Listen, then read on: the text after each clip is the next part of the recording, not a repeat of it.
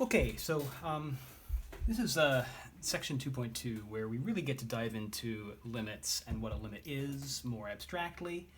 And then we're going to kind of grapple with them in graphical and numerical ways first before we start developing more more sophisticated techniques for approaching them. So to begin with, I just want to explain what a limit really is.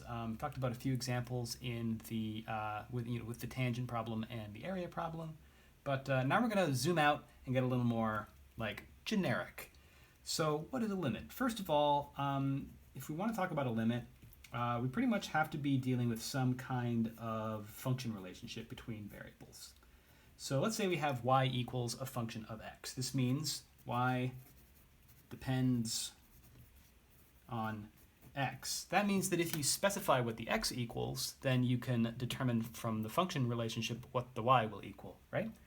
And in particular, also, if you were to change x a little bit, then you would change y a little bit. If you have x approaching one number, then you could look to see what y would be approaching as a result of that. So we're going to ask the question, as x approaches some constant number, I'm just going to use c for constant. The textbook does the same. So as x approaches c, y approaches what? That number that y is approaching is the number we're going to call L, capital L, for limit. Okay? And that's essentially what a limit is. A limit is the resulting number that the output variable, like the dependent variable, approaches as the independent variable, input variable, approaches some specified number. Gosh, that sounds so complicated when you say it like that. But it's just like as we make x get close to c, what is y doing? What is it getting close to? Is it getting close to anything in particular, or is it just kind of bouncing around? That's the question we want to ask. So now let's introduce some notation for it. What we do is take the word limit and shorten it to lim, right? And then beneath that, we're going to say what the independent variable is doing. So x, and then we use the arrow to mean approaches. Okay, so x arrow c means x approaches c. Now, this is like limit as x approaches c. That all it's by itself is like an operator, which you do to a function. Right? So what I'm actually going to do here is use some square brackets. Not all textbooks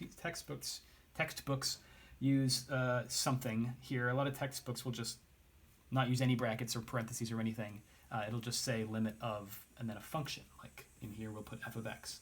But I really like putting the square brackets around there because it reminds us that the limit operator is something that you do to a function. It's like a question you ask about that function. And you could ask that same question, what is the limit as x approaches c, about lots of different functions. So in particular, we're putting the f of x function into that operator. And what we get out is the answer, that the function approaches the y value, f of x value, approaches L. Okay, so that's our whole notation for limits. Just a few quick examples.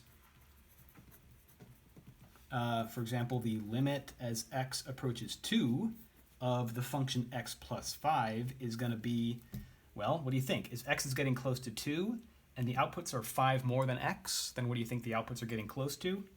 You guessed it, 7, right? Because 2 plus 5 is 7. Yeah, it's super easy. Limit as x approaches 2 of x squared. Well, if the outputs are the squares of the inputs and the inputs are getting close to 2, probably the outputs are getting close to 4, right? Yes. So a lot of times this limit question comes down to just evaluating the function at the number you're approaching. But it's very important that you understand that it's not actually the same question. Asking what is the limit of a function as x approaches some specified number is not the same as asking you to evaluate the function at that number. Sometimes the answers are the same. So sometimes they're like coinciding, but they're different questions, and sometimes they have different answers. So we'll explore one example of that in the next video.